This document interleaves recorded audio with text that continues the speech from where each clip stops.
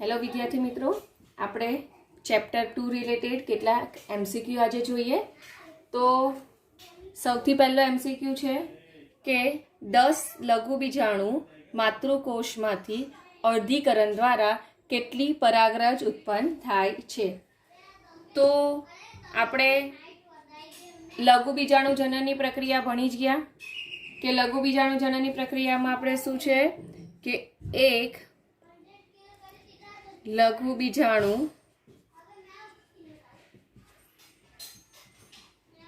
માતૃકોષમાંથી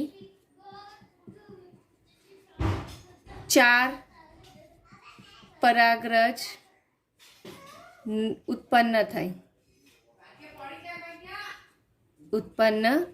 બરાબર.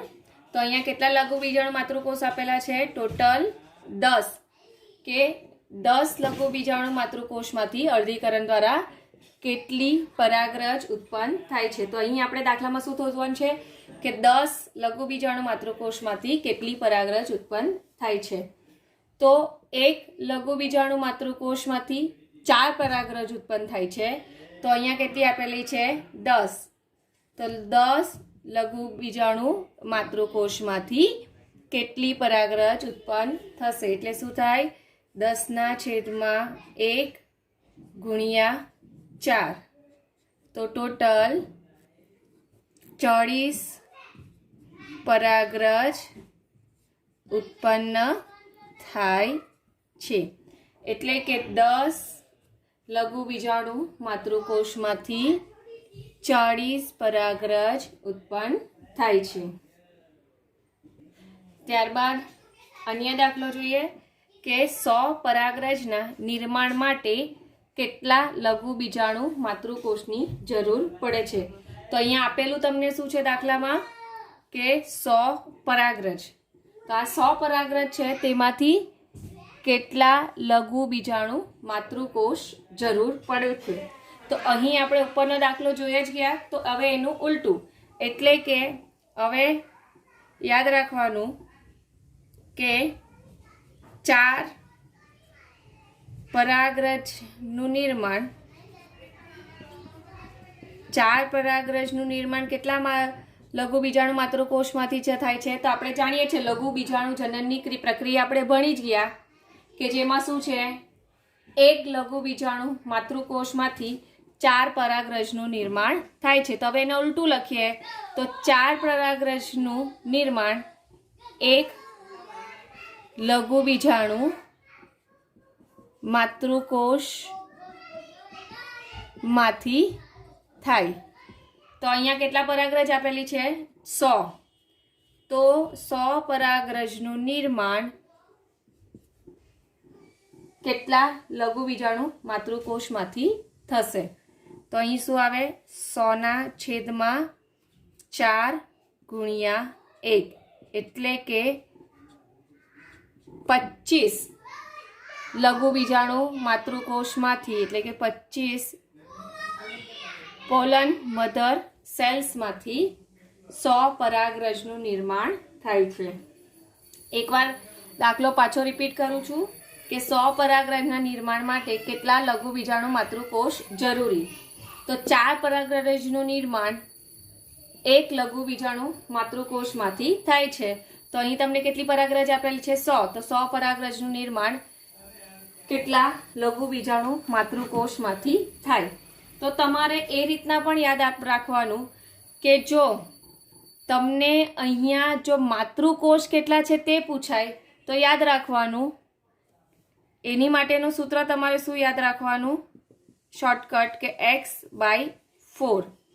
એટલે કે પરાગરજની, એટલે કે તમારે એ રીતના યાદ રાખવાનું કે લઘુબીજાણુ માતૃકોષની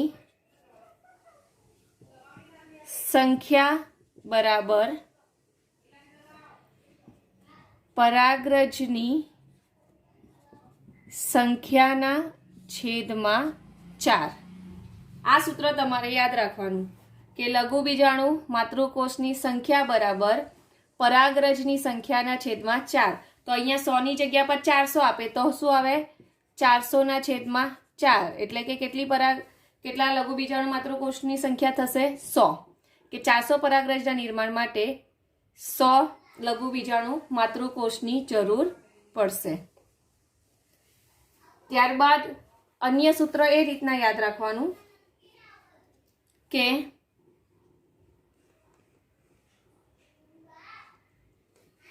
તો હવે તમને આ લઘુ બીજાણુ માતૃકોષની સંખ્યા શોધવા માટેનું સૂત્ર છે. તો તમારે પરાગરજની સંખ્યા શોધવી હોય તેની માટેનું સૂત્ર કે પરાગરજની સંખ્યા બરાબર, હવે લઘુ બીજાણુ માતૃકોષ છે તેને આપણે ખબર જ છે પોલન મધર સેલ, શોર્ટકટમાં પીએમસી લખીએ એટલે પીએમસી ગુણ્યા 4. બરાબર, એટલે તમારે એ યાદ રાખવાનું તમને કયું પૂછાયું છે. જો પરાગરજ ઉત્પન્ન થાય તે પૂછાય તો આ સૂત્ર અપનાવવાનું, અને જો તમને એવું પૂછાય કે કેટલા લઘુ બીજાણુ માતૃકોષ છે તેની માટે તમારે આ સૂત્ર. હવે તમારો પહેલો દાખલો છે કે 10 લઘુ બીજાણુ માતૃકોષમાંથી કેટલી પરાગરજ ઉત્પન્ન થાય છે તેની માટે આ સૂત્ર અપનાવવાનું, અને 100 પરાગરજમાંથી કેટલા લઘુ બીજાણુ માતૃકોષ ઉત્પન્ન થાય છે તો તેની માટે તમારે આ સૂત્ર અપનાવવાનું. ત્યારબાદ અન્ય દાખલો કે 200 પરાગ માતૃકોષમાંથી કેટલા બીજ બનાવી શકાય. તો અહીંયા આપેલું દાખલામાં શું છે 200 પરાગ માતૃકોષ, તેમાંથી તમારે શું શોધવાનું છે કેટલા બીજ બનાવી શકાય. તો ઓપ્શન તમને આપેલા છે A 200, B 100, C 800 કે D 50. તો આપણે હવે એનું સોલ્યુશન કરીએ તો એની માટેનું તમે સૂત્ર અપનાવી શકો કે બીજની સંખ્યા બરાબર પરાગ માતૃકોષ ગુણ્યા 4 બરાબર. તો અહીંયા તમને કેટલા આપેલા છે પરાગ માતૃકોષ 200, તો 200 ગુણ્યા 4 તો આન્સર આવે 800, એટલે કે સી કે 200 પરાગ માતૃકોષમાંથી તમે 800 બીજ બનાવી શકો. હવે અન્ય રીતે જોઈએ, બીજી રીતે એક્સપ્લેન કરું કે લઘુ બીજાણુ જનનની ક્રિયા ખબર જ છે કે એક પીએમસી બરાબર, એમાંથી અર્ધીકરણ દ્વારા એક પરાગ પરાગ ચતુષ્કનું નિર્માણ થશે. હવે આ પરાગ ચતુષ્ક શું થાય છૂટું પડે અને એમાંથી 4 પરાગરજનું નિર્માણ થાય, રાઈટ. તો અહીં તમને આપેલા છે કે એટલે આના પરથી એવું થાય કે એક પરાગ માતૃકોષમાંથી 4 પરાગરજનું નિર્માણ થાય. તો આપણે એવું ધારી લેવાનું આ દાખલા માટે કે આ જે 4 જે પરાગરજ છે તે બીજ બનાવી શકે, બરાબર.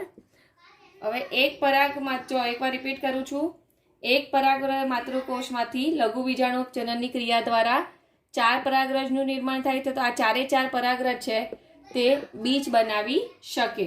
તો અહીંયા કેટલા પરાગ માતૃકોષ આપેલા છે તો આપણને 200 પરાગ માતૃકોષ આપેલા છે.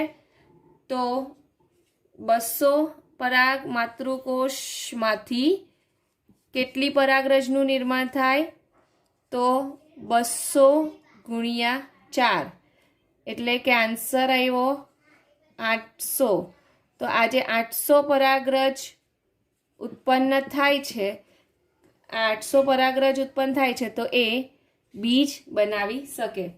તમારે સિમ્પલી આ સૂત્ર દ્વારા પણ યાદ રાખી શકો કે જો બીજની સંખ્યા પૂછાય તો બીજની સંખ્યા બરાબર કેટલા પરાગ માતૃકોષ આપેલા છે તે ગુણ્યા 4, અથવા તો તમે આ રીતે પણ યાદ રાખી શકો. હવે આ દાખલામાં તમને ઉલટું પૂછાય એટલે તમને એવી રીતે પૂછાય કે 800 બીજ બનાવવા કેટલા પરાગ માતૃકોષોની જરૂર પડશે. તમને બે ઉલટું પૂછાય તો તમારે શું યાદ રાખવાનું અહીંયા કે આનું ઉલટું કે હવે શું કરવાનું, પરાગ માતૃકોષ બરાબર આ બીજની સંખ્યાના છેદમાં આ 4 ને અહીંયા લઈ લેવાનું, એટલે કે પરાગ માતૃકોષની સંખ્યા બરાબર બીજની સંખ્યાના છેદમાં 4. એટલે કે અહીંયા શું આપેલું છે તમને, અહીંયા બીજની સંખ્યા કેટલી આપેલી છે 800, તો 800 ના છેદમાં 4, એટલે આન્સર તમારો આવ્યો કે 200 પરાગ માતૃકોષમાંથી 800 બીજ બને, અથવા તો 800 બીજ બનાવવા માટે 200 પરાગ માતૃકોષની જરૂર પડે છે. ત્યારબાદ હવે આપણે લઘુ બીજાણુ માતૃકોષ જોયું કે આગલા દાખલાઓમાં જોઈ ગયા કે કેટલા પરાગ માતૃકોષમાંથી પરાગરજનું નિર્માણ થાય છે અને પરાગરજમાંથી કેટલા પરાગરજ એટલે કે આપણે આગલા દાખલામાં જોયું કે કેટલા પરાગરજના નિર્માણ માટે પરાગ માતૃકોષની જરૂર પડે છે. ત્યારબાદ હવે આપણે જોઈએ કે મહાબીજાણુ માતૃકોષ રિલેટેડ દાખલા, કે અહીં તમને આપેલું છે કે 20 મહાબીજાણુ માતૃકોષમાંથી કેટલા મહાબીજાણુનું નિર્માણ થાય છે. તો અહીંયા તમારે ક્લુ તરીકે મહાબીજાણુ જનનની પ્રક્રિયાને યાદ કરવાની, કે આપણે જાણીએ જ છે કે એક મહાબીજાણુ જનન છે તેમાંથી, એટલે કે હવે આપણે એને લખીએ MMC મેગાસ્પોર મધર સેલ, તો એમાંથી 4 મહાબીજાણુ નિર્માણ થાય છે, પણ 4 પૈકી 3 શું થાય છે, અવનત પામે છે અને એક જ સક્રિય બને છે અને પ્રક્રિયામાં ભાગ લે છે. એટલે આપણે એવું કહી શકીએ કે એક MMC એટલે કે મહાબીજાણુ માતૃકોષમાંથી એક મહાબીજાણુનું નિર્માણ થાય.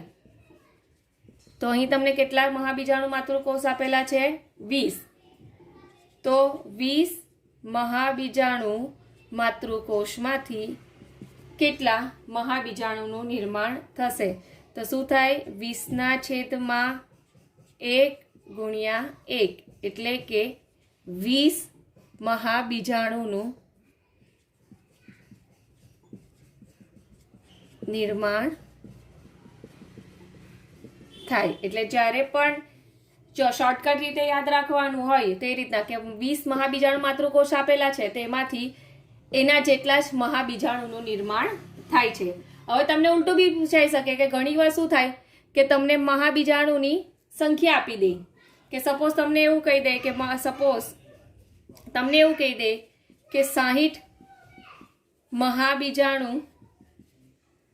મહાબીજાણુનું નિર્માણ માટે કેટલા મહાબીજાણુ માતૃકોષની જરૂર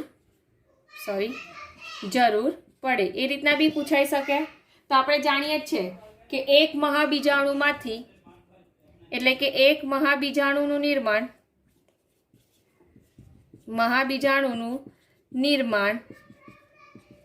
એક મહાબીજાણુ માતૃકોષમાંથી થાય છે.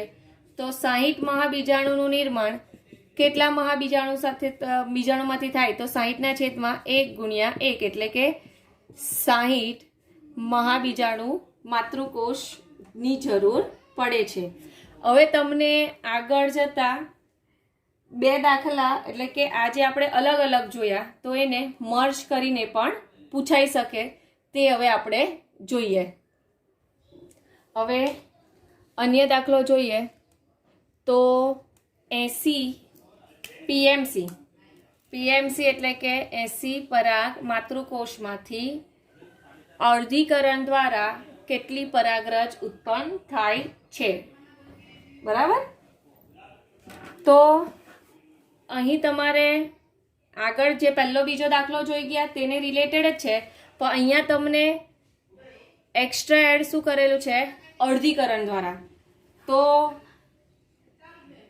આપણે જોઈએ લઘુ બીજાણુ જનનની ક્રિયા કે એક પીએમસી છે તેમાંથી અર્ધીકરણ દ્વારા શું થાય,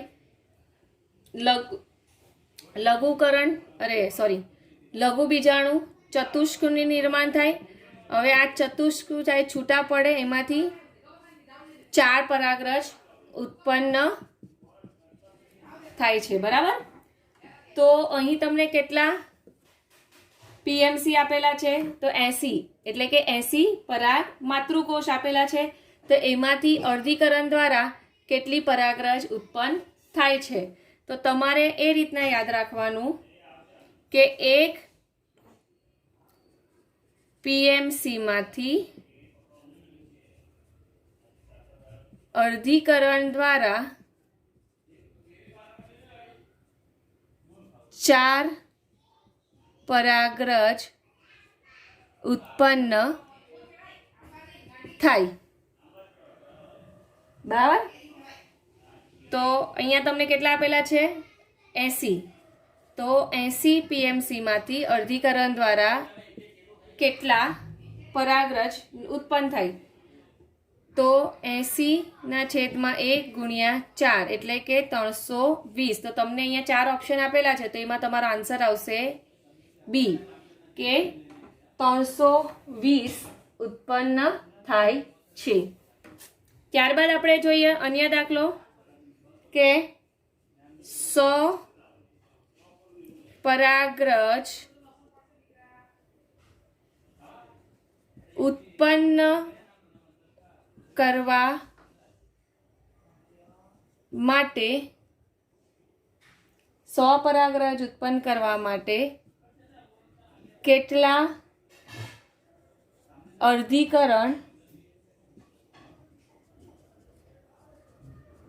વિભાજનો જરૂરી છે. બરાબર. તો અહીંયા તમને અહીંયા તમારે કેવી રીતે સોલ્યુશન કરવાનું કે તમને એ રીતના યાદ રાખવાનું કે અહીંયા તમને એવું પૂછાયેલું છે, તો અહીં તમારે એ રીતના યાદ રાખવાનું શું પૂછાયેલું છે કે 100 પરાગરજ ઉત્પન્ન કરવા માટે કેટલા અર્ધીકરણની જરૂર પડે. તો અહીં તમારે એ રીતના યાદ રાખવાનું અર્ધીકરણ વિભાજન બરાબર પરાગરજની સંખ્યાના છેદમાં 4. બરાબર. એટલે અહીંયા તમને પરાગરજની સંખ્યા કેટલી આપેલી છે, 100. 100/4 તો આન્સર આવ્યો તમારો 25 કે 25 વાર અહીંયા કેવું થાય, 25 વાર અર્ધીકરણ થશે કે જેમાંથી 100 પરાગરજનું નિર્માણ થાય છે. તમે યાદ રાખજો અહીંયા શું પૂછાયેલું છે કે અર્ધીકરણની જરૂર પડે. તમને એમ થાય કે અહીંયા 4 કેમ લખ્યા, તો એને તમને ડિટેલમાં સમજાવું. આના પરથી જ સમજાવું છું કે એક બરાબર આપણે શું કીધેલું કે 1 પીએમસી છે. આ દાખલો સમજાવું છું અહીંયા પાછું જ કંઈ નહીં દોરું છું. એક લઘુ બીજાણુ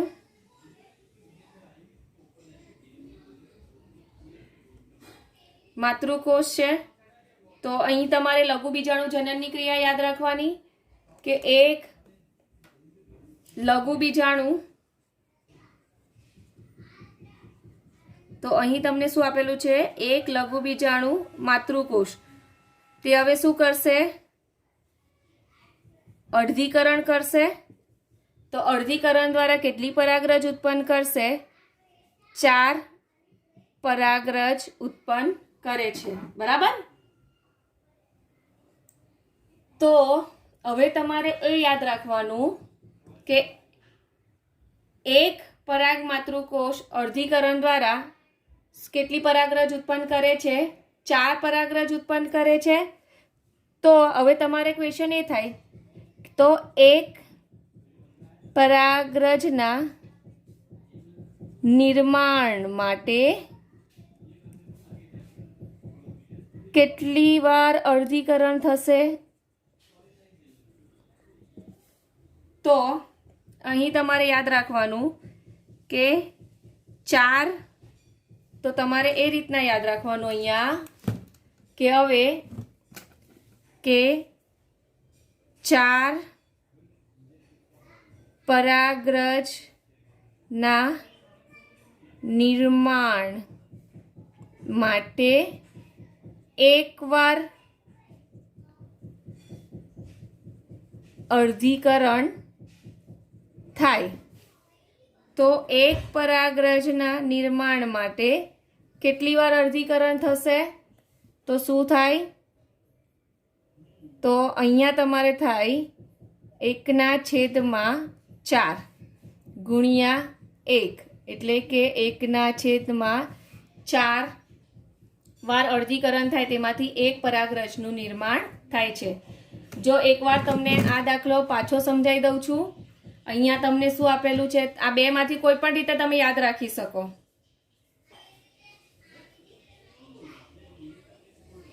આ બેમાંથી રીત તમે કંઈ પણ યાદ રાખી શકો. કે પહેલી રીત સિમ્પલ છે, તમને સૂત્ર આપી દે છે કે 100 પરાગરજ ઉત્પન્ન કરવા માટે કેટલા વાર અર્ધીકરણ થશે. તો એની માટેનું સૂત્ર છે કે અર્ધીકરણ વિભાજન બરાબર પરાગરજની સંખ્યાના છેદમાં 4. તો પરાગરજની સંખ્યા કેટલી આપેલી છે? 100, અને એના છેદમાં 4, એટલે કે આન્સર આવ્યો 25. હવે તમને એમ થાય કે આ પરાગરજની સંખ્યાના છેદમાં 4 કેવી રીતે આવે? તો આપણે લઘુ બીજાણુ જનનની ક્રિયા ભણ્યા છે કે એક લઘુ બીજાણુ માતૃકોષમાંથી અર્ધીકરણ દ્વારા 4 પરાગરજનું નિર્માણ થાય છે. બરાબર? એટલે કે તો આપણે હવે એવું શોધવાનું કે આ 4 પરાગરજ પૈકી કોઈ પણ એક પરાગરજનું નિર્માણ કરવા માટે કેટલી વાર અર્ધીકરણ થશે. બરાબર ને? તો 4 પરાગરજના નિર્માણ માટે એક વાર અર્ધીકરણ થાય છે અહીંયા. બરાબર? 4 પરાગરજનું નિર્માણ એક વાર અર્ધીકરણ થશે તો થાય છે. તો 4 પરાગરજના નિર્માણ માટે એક વાર અર્ધીકરણ થાય છે. તો એક પરાગરજના નિર્માણ માટે કેટલી વાર અર્ધીકરણ થશે? તો તમારો આન્સર આવે 1/4.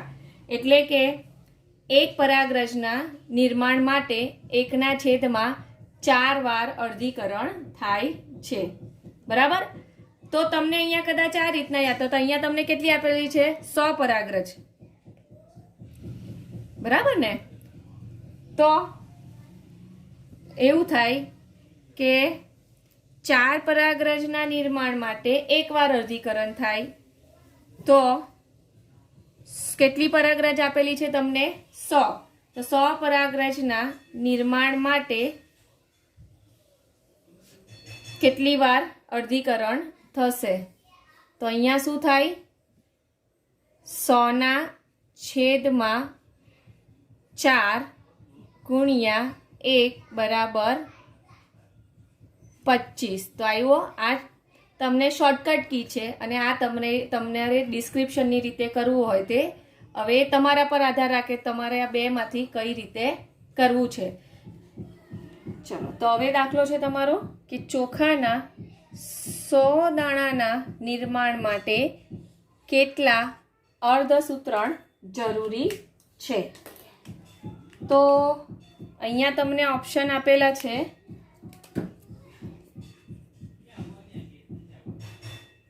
₹50, ઓપ્શન બી 100, ઓપ્શન સી 125 અને ઓપ્શન ડી 150. તો અહીં તમારો આન્સર આવશે ઓપ્શન સી 125. તો હવે તમારે એ રીતના દાણા એટલે કે શું કહેવાય, એક પ્રકારનું બીજ. તો બરાબર, હવે તમને પહેલાં એની માટેનું પહેલાં શોર્ટકટ સૂત્ર કહી દઉં કે અહીંયા તમારે એવી રીતે યાદ રાખવાનું, બીજના નિર્માણ માટે કાં તો બીજના નિર્માણ માટે જરૂરી બીજના નિર્માણ માટે, હવે તો અહીંયા બીજ કાં તો દાણા. હવે ચોખાનું નિર્માણ ક્યારે થશે? જ્યારે ફલનની ઘટના થશે તો જ ચોખાનું નિર્માણ થાય. તો દાણા એટલે કે અહીંયા તમારે એક પ્રકારનું બીજ લેવાનું, સમજી લેવાનું. માટે જરૂરી અર્ધસૂત્રણ અથવા તો અર્ધીકરણ, અર્ધસૂત્રણની જગ્યા પર અર્ધીકરણ પણ આવી શકે. તો એમાં તમારે યાદ રાખવાનું x પ્લસ x/4. બરાબર? તો અહીંયા x એટલે કે કેટલા દાણાની સંખ્યા આપેલી છે તે. અહીં x ઇઝ ઇક્વલ ટુ દાણાની સંખ્યા કેટલી આપેલી છે? 100. તો તમારે અહીંયા શોધવાનું શું છે? કેટલી વાર 100 દાણાના નિર્માણ માટે કેટલી વાર અર્ધીકરણ થશે. તો અહીંયા સૂત્રમાં 100 લખી દેવાનું. 100 પ્લસ 100/4 એટલે કે 100 પ્લસ 25 બરાબર 125. હવે તમને આ શોર્ટકટ રીત બતાવી સૂત્રના આધારે કે તમને પૂછાય કે 100 દાણા, કાં તો તમને એવી પૂછાય કે 100 ઘઉંના દાણાના નિર્માણ માટે, કાં તો એવી રીતે બી પૂછાય કે 100 બીજના નિર્માણ માટે કેટલા અર્ધસૂત્રણ જરૂરી છે. તો તમારે આ સૂત્ર અપનાવી દેવાનો. બરાબર? હવે તમને અન્ય રીતે સમજાવ. બરાબર? તો એક બીજનું નિર્માણ થાય. અહીંયા હવે આપણે આપેલા છે દાણા. બરાબર? તો હવે તમને ખબર જ છે કે બીજનું નિર્માણ ફલનની ઘટના વગર તો થશે નહીં. તો અહીં તમારે યાદ રાખવાનું કે પહેલા આપણે જોવાનું કે ફલનની ઘટનામાં નરજન્યુ અને માદાજન્યુની જરૂર પડે. તો અહીં પહેલા આપણે એક બીજનું જોઈએ. તો એક બીજના નિર્માણ માટે આપણને એક પરાગરજની જરૂર પડે અને એક અંડકોષની જરૂર પડે. બરાબર? એક બીજનું નિર્માણ કરવું છે તો એક પરાગરજ અને એક અંડકોષની જરૂર પડે. તો હવે આપણે આના આગલા દાખલામાં જોઈ જ ગયા છે કે પરાગરજનું નિર્માણ કેમાંથી થાય છે? લઘુ બીજાણુ માતૃકોષમાંથી. જ્યારે અંડકોષનું નિર્માણ શેમાંથી થાય છે? મહાબીજાણુ માતૃકોષમાંથી. બરાબર? તો અહીં આપણે લઘુ બીજાણુ જનનની ક્રિયા યાદ રાખવાની કે એક પરાગ માતૃકોષમાંથી અર્ધીકરણની ક્રિયા થશે અને એમાંથી 4 પરાગરજનું નિર્માણ થાય. બરાબર? તો આપણે આગળના દાખલામાં જોઈ જ ગયા કે એક પીએમસી માંથી 4 પરાગરજનું નિર્માણ થાય છે. એટલે કે એકવાર અર્ધીકરણ થશે ત્યારે 4 પરાગરજ ઉત્પન્ન થશે. તો આ 4 પૈકી કોઈ પણ એક પરાગરજનું નિર્માણ કરવું છે તો આ એક પરાગરજના નિર્માણ માટે કેટલી વાર અર્ધીકરણ થશે? તો એમાં આ રીતે યાદ રાખવાનું કે 4 પરાગરજનું નિર્માણ અથવા તો ઉત્પન્ન એક અર્ધીકરણ દ્વારા થાય છે. બરાબર ને? અહીંયા એકવાર અર્ધીકરણ થયું ત્યારે આ 4 પરાગરજ બની છે. તો એક પરાગરજના નિર્માણ માટે કેટલી વાર અર્ધીકરણ થશે? તો એકવાર પરાગરજના નિર્માણ માટે તો અહીંયા તમારો આન્સર આવે 1/4. એટલે કે એક પરાગરજના નિર્માણ માટે 1/4 વાર અર્ધીકરણ થાય છે. બરાબર? તો આના પરથી તમને અહીંયા 100 બીજની ઉત્પત્તિ કરવી છે તો આપણને કેટલા પરાગરજ જોઈશે? 100. તો એ રીતના કરવાનું કે 4 પરાગરજ છે તે એક અર્ધીકરણ દ્વારા મળે તો 100 પરાગરજના નિર્માણ માટે કેટલી વાર અર્ધીકરણ થશે? સોરી, દેખાતું નથી એટલે પાછું લખું છું, થોડું ઉપર કરું છું બોર્ડ. બરાબર. તો અહીં તમારે એ રીતના યાદ રાખવાનું કે 4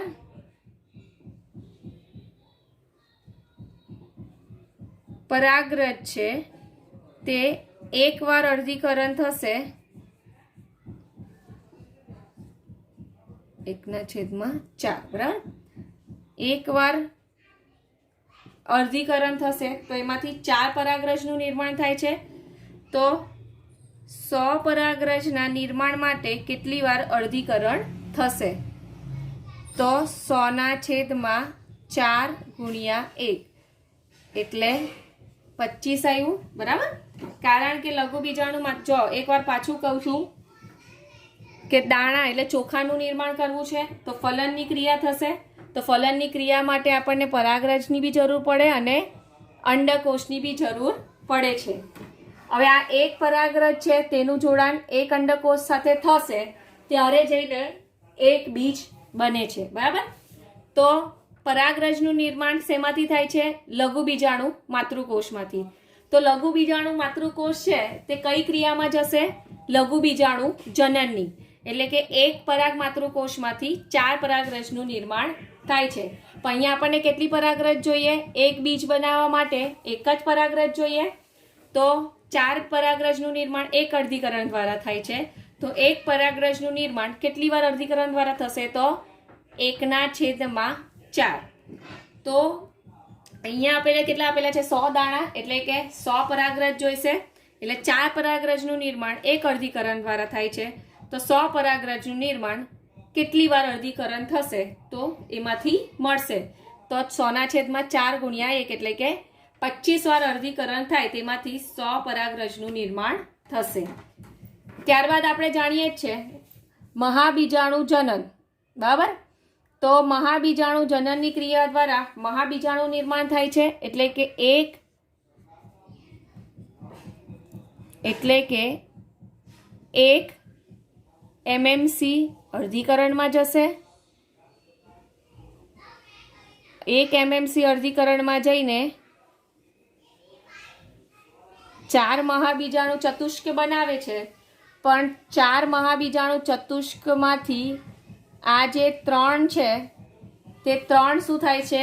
અવનત થાય છે. અવનત થાય એટલે નાશ પામે છે. એમાંથી સક્રિય કેટલું રહે છે? એક જ રહે છે. આ એક જ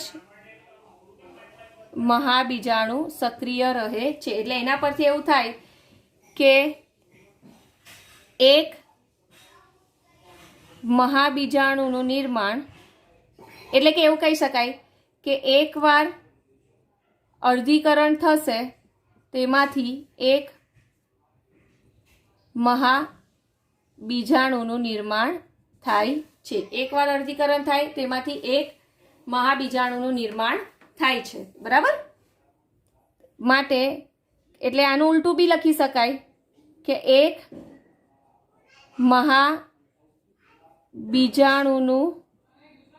બીજાણુના નિર્માણ માટે એકવાર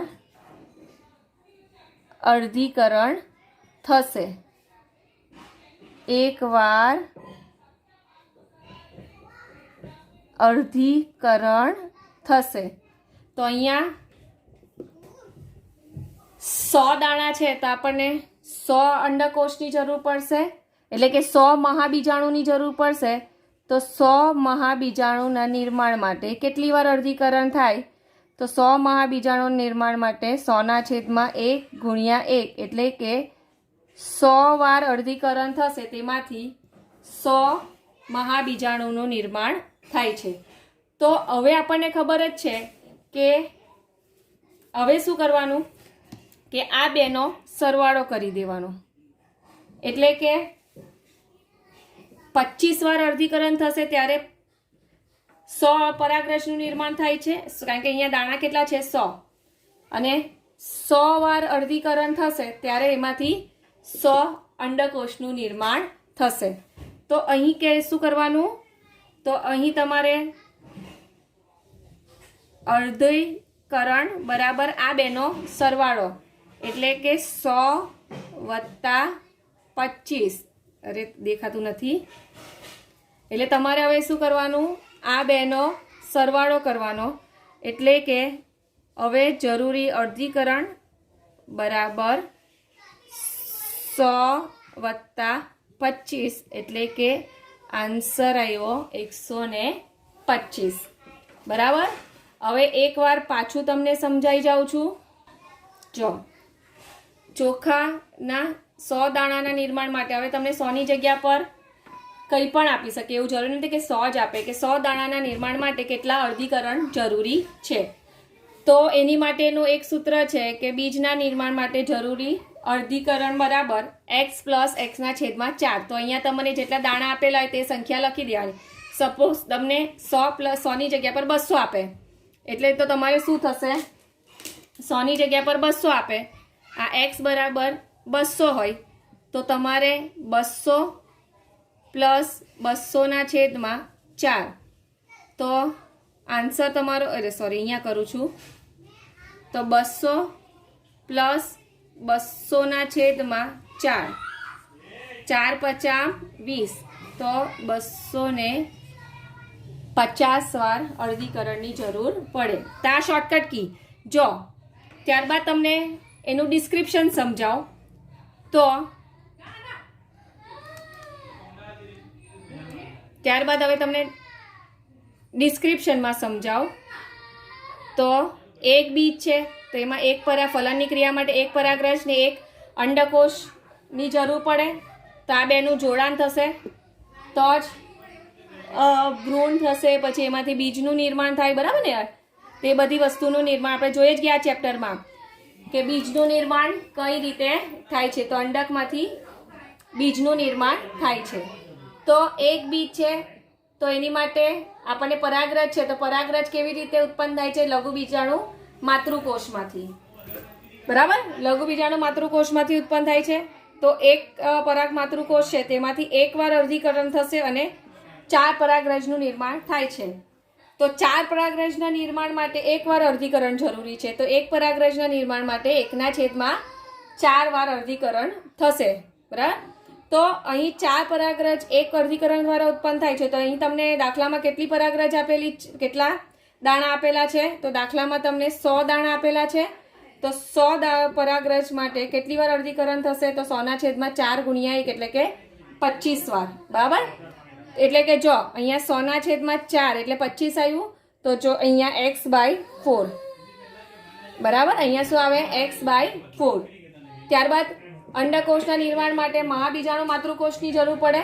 તો એક મહાબીજાણુ માતૃકોષમાંથી મહાબીજાણુ જનનની ક્રિયા દ્વારા અર્ધીકરણ થાય છે અને અર્ધીકરણ દ્વારા મહાબીજાણુનું નિર્માણ થાય છે. એટલે કે એકવાર અર્ધીકરણ દ્વારા એક મહાબીજાણુનું નિર્માણ થાય છે.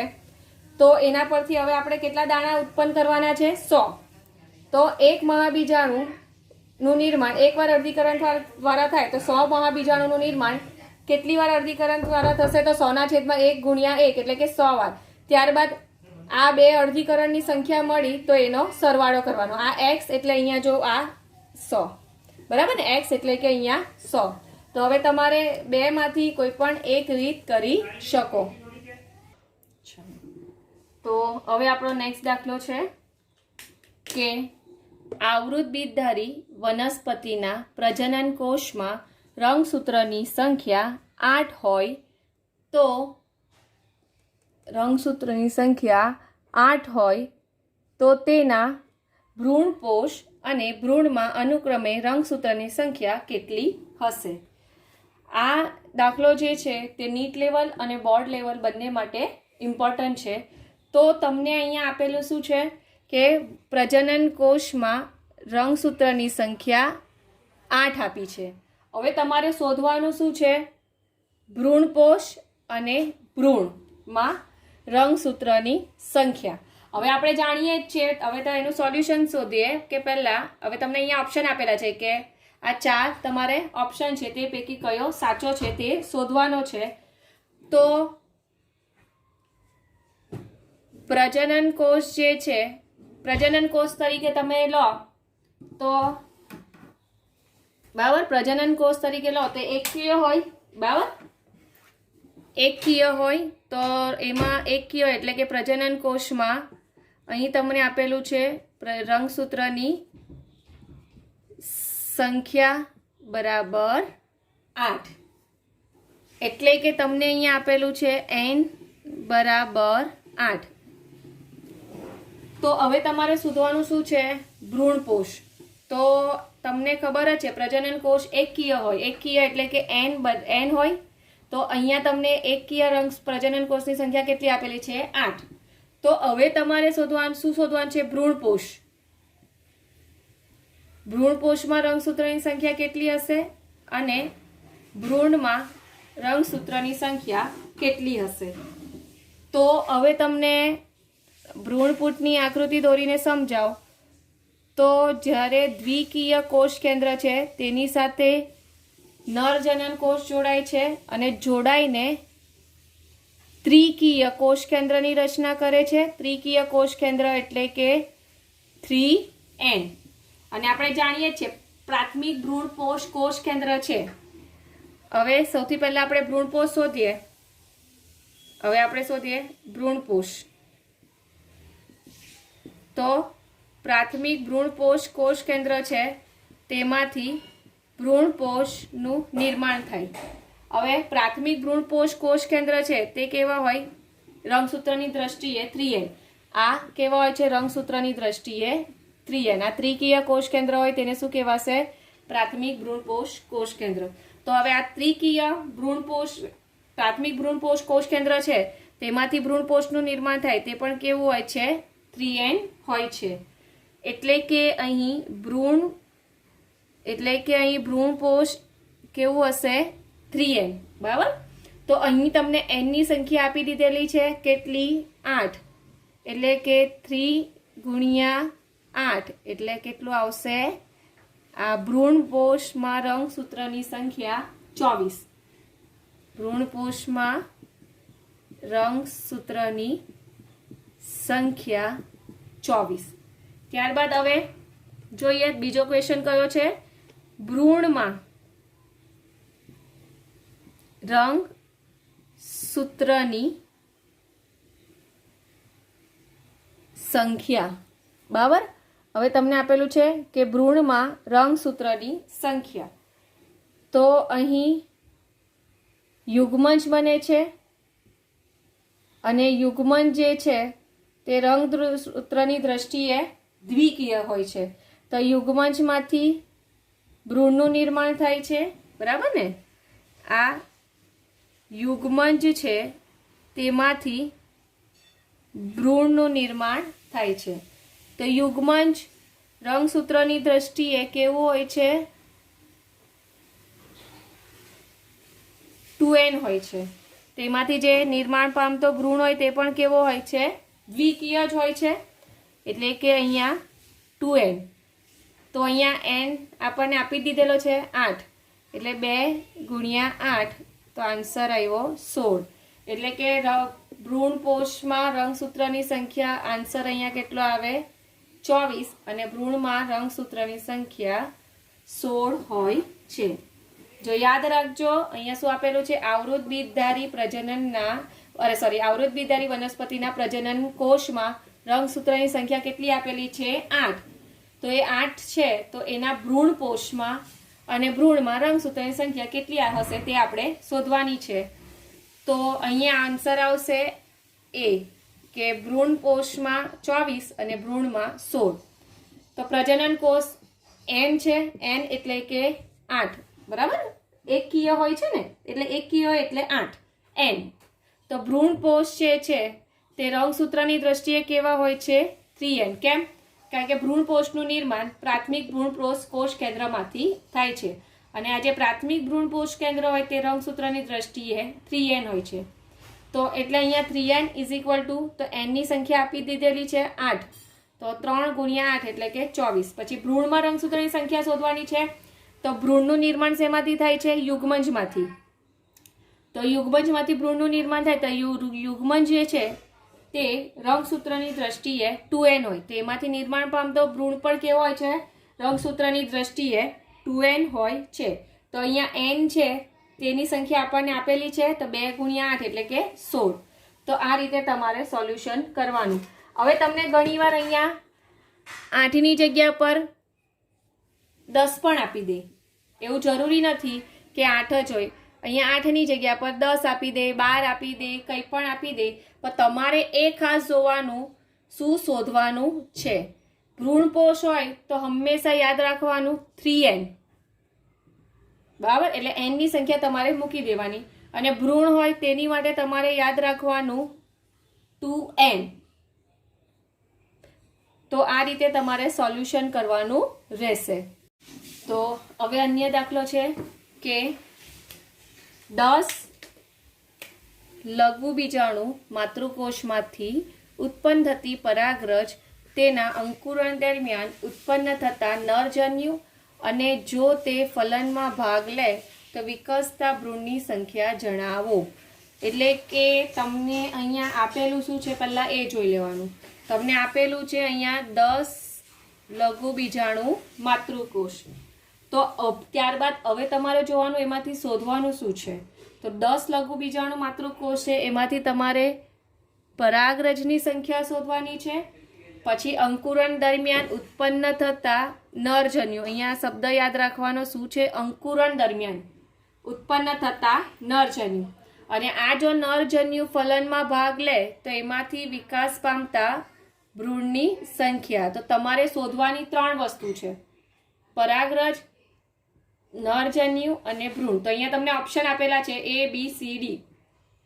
તો આ 4 ઓપ્શન પૈકી તમારો આન્સર કયો હશે તે તમારે શોધવાનું છે.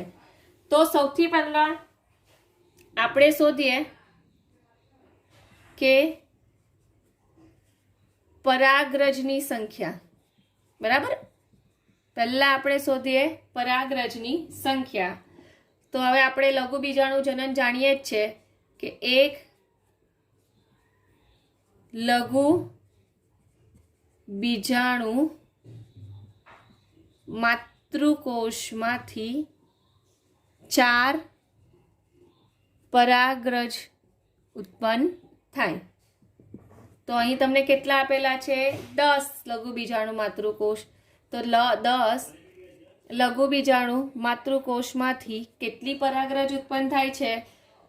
તો 10/1 ગુણ્યા 4, એટલે કે 10 લઘુ બીજાણુ માતૃકોષમાંથી 40 પરાગરજ ઉત્પન્ન થાય છે. તો અહીંયાથી આપણો ઓપ્શન બી તો ચાલ્યો જ ગયો, કારણ કે 20 પરાગરજ તો આવે જ નહીં. હવે ત્યારબાદ તમારે શું શોધવાનું છે? અંકુરણ દરમિયાન ઉત્પન્ન થતા નરજન્યુ, બરાબર? હવે તમારે શોધવાનું છે અંકુરણ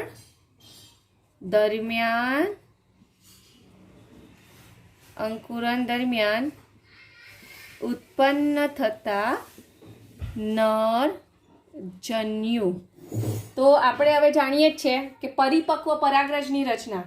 હવે પરિપક્વ પરાગરજ છે તે 2 અવસ્થામાં હોય, ક્યાં તો દ્વિકોષીય અવસ્થા. હવે દ્વિકોષીય અવસ્થા એટલે એમાં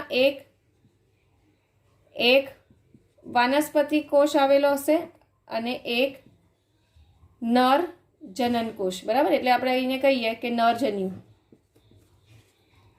ક્યાં તો પછી ત્રિકોષીય અવસ્થાએ પરાગરજ મુક્ત થાય છે.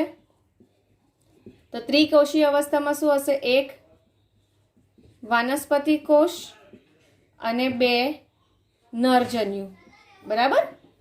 તો હવે જો પરાગરજ દ્વિકોષીય અવસ્થા હશે તો આ જે નરજન્યુ શું કરે છે? સમભાજન કરે, અને સમભાજનની ક્રિયા દ્વારા 2 નરજન્યુનું નિર્માણ કરે. એટલે કે અંકુરણની ક્રિયા થાય, એટલે કે પરાગાસન પર જ્યારે પરાગરજ સ્થાપિત થશે અને જો પરાગરજ દ્વિકોષીય અવસ્થા હશે તો એનો જે નરજનન કોષ છે તો આપણે આકૃતિ ભણ્યા ને,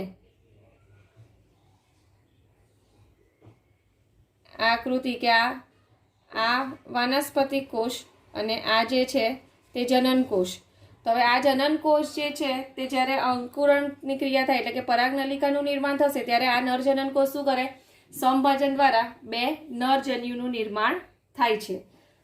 તો અહીંયા શું આવશે, એ રીતના તમારે કરવાનું કે એક પરાગરજ, પરિપક્વ પરાગરજ, એ રીતના યાદ રાખવાનું. એક પરિપક્વ પરાગરજ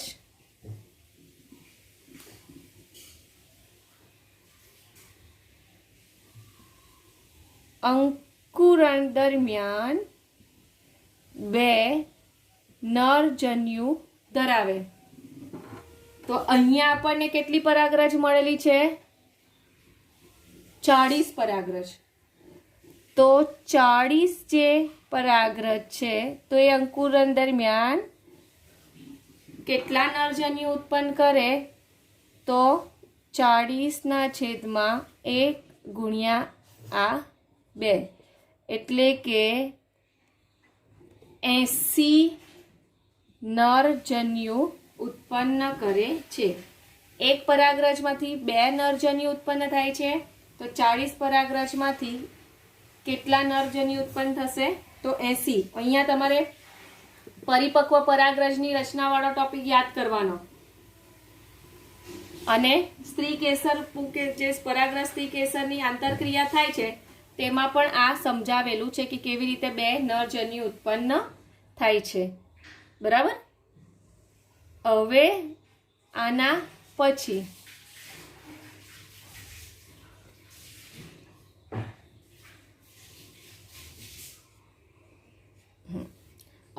પછી ત્રીજું શું શોધવાનું છે, ભ્રૂણની સંખ્યા. બરાબર. ત્રીજો ટોપિક છે તમારે ભ્રૂણની સંખ્યા. તો અહીંયા તમને પરાગરજ કેટલી મળી, 40. નરજન્યુ કેટલા મળ્યા, 40. એટલે તમારા ઓપ્શન એ કાં તો ઓપ્શન સી, આ 2 માંથી ચાન્સીસ છે. તો હવે આપણે ભ્રૂણની સંખ્યા જોઈએ. તો આ જે આપણને ખબર જ છે કે યુગ્મન છે તેમાંથી ભ્રૂણનું નિર્માણ થાય છે. તો જ્યારે પણ હવે અહીંયા તમારે બેવડું ફલન યાદ કરવાનું કે જે 2 નરજન્યુ છે. અહીંયા તમારે બેવડું ફલન યાદ કરવાનું કે જે 2 નરજન્યુ છે તો 2 નરજન્યુ પૈકી એક જે નરજન્યુ છે તે યુગ્મંજમાં જાય છે અને એક નરજન્યુ છે,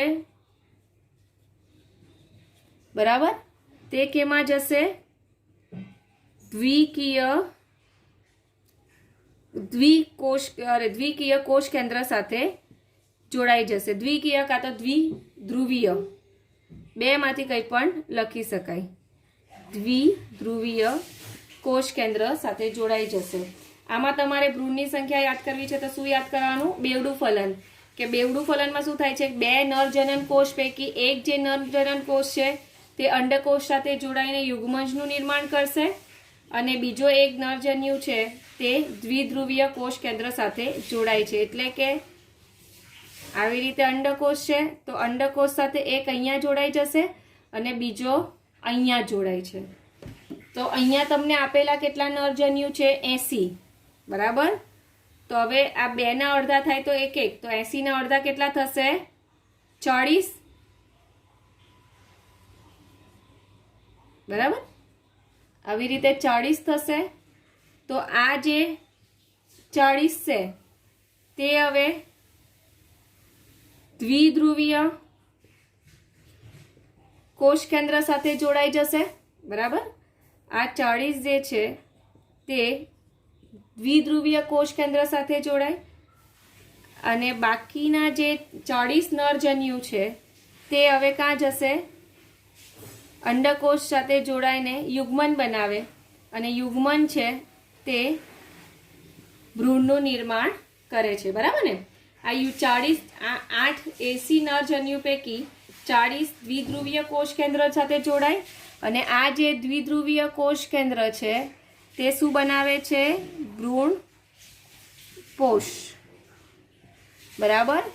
40 ભ્રૂણ પોષનું નિર્માણ કરે છે અને 40 એ શું કરે છે? અંડકોષ સાથે જોડાય અને યુગ્મજનું નિર્માણ કરો અને આ જે યુગ્મન છે તે ભ્રૂણનો વિકાસ કરે છે. એટલે તમારો આન્સર શું આવે?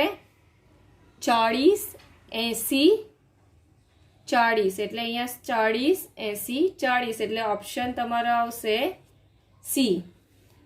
એકવાર પાછું સમજાવું છું કે 10 લઘુ બીજાણુ માતૃકોષમાંથી ઉત્પન્ન થતી પરાગરજ તેના અંકુરણ દરમિયાન ઉત્પન્ન થતા નરજન્યુ અને જો તે ફલનમાં ભાગ લે તો વિકસતા ભ્રૂણની સંખ્યા શોધો. તો અહીંયા તમને આપી શું દીધેલું છે? લઘુ બીજાણુ માતૃકોષની સંખ્યા કેટલી આપેલી છે?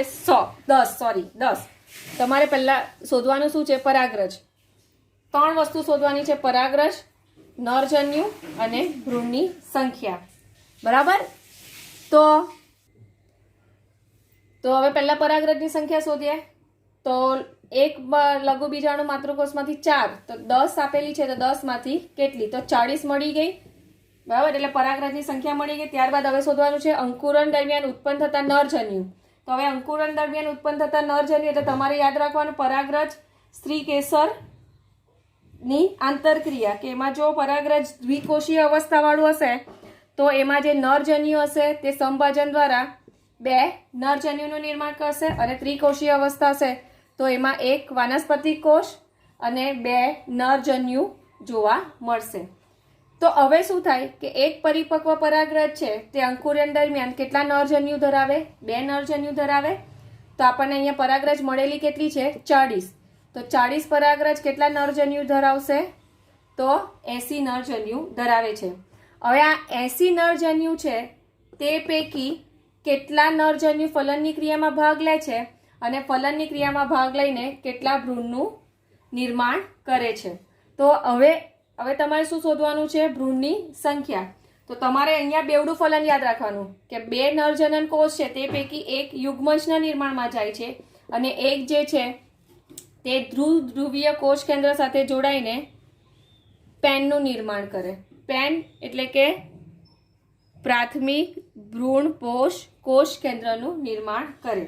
હવે આ યુગ્મન છે તેમાંથી ભ્રૂણનું નિર્માણ થાય છે અને પ્રાથમિક ભ્રૂણ કોષ કેન્દ્ર છે તેમાંથી શેનું નિર્માણ થશે? ભ્રૂણ પોષનું નિર્માણ થાય છે. આ યુગ્મજમાંથી શેનું નિર્માણ થાય?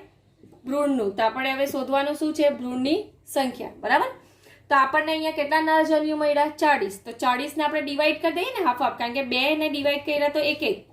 તો 40 ને 2 વડે ડિવાઈડ કરે તો 80 ને ડિવાઈડ કરે તો 40 નરજન્યુ ડિવાઈડ થશે. તો આ જે 40 છે તે અહીંયા અંડકોષ સાથે જોડાઈ ફલનની ક્રિયામાં ભાગ લેશે અને યુગ્મજ બનાવશે અને આ જે યુગ્મન છે તે ભ્રૂણનું નિર્માણ કરશે. અને બાકીના જે પૈકી છે 40, તો જે 40 છે એ દ્વિધ્રુવીય કોષ કેન્દ્ર સાથે અહીંયા જોડાય અને શું બનાવશે? પ્રાથમિક ભ્રૂણ કોષ કેન્દ્ર. તો અહીંયા શું પૂછેલું? ભ્રૂણપોષની સંખ્યા. તો વિકાસ પામતા ભ્રૂણપોષની સંખ્યા કેટલી આવશે? 40. પણ ઇનકેસ તમને અહીંયા ભ્રૂણની સંખ્યાની જગ્યા પર એવું પૂછાય કે પ્રાથમિક ભ્રૂણપોષ કેન્દ્રની સંખ્યા પ્રાથમિક ભ્રૂણપોષ કેન્દ્રની સંખ્યા જણાવો, તો એની પણ સંખ્યા કેટલી આવશે? 40 જ આવે છે. તો વિદ્યાર્થી મિત્રો, આટલા દાખલા જે છે એટલે કે આટલા જે MCQ છે એ તમારે હોમવર્કમાં કરવાના રહેશે.